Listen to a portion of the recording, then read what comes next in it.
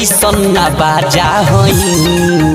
तू अगर के जान सहजादी हम बेतिया जिला के राजा होई तू अगर के जान सहजादी हम रामनगर बगहा के राजा होई।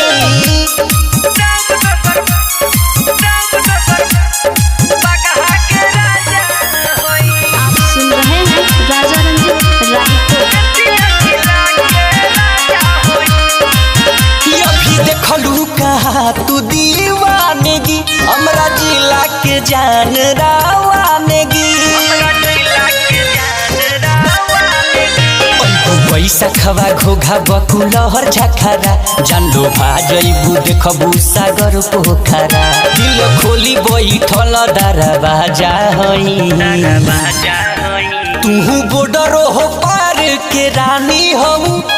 बेतिया जिला के राजा होई तू अगर के जान सहजादी हम झुमकाया बहरा के राजा होई।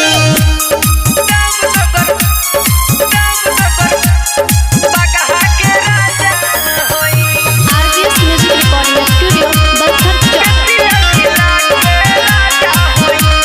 बलथर नन्हकार मोतीहारी हो घुंगू धोली प्यार के बेमारी हो जानो घुमाएम तो के ठोरी में हो चाट चौमिन खियाएम कटोरी में हो राही रंजित प्रीति मन के ताजा होई तू अगर के जान सहजादी हम बेतिया जिला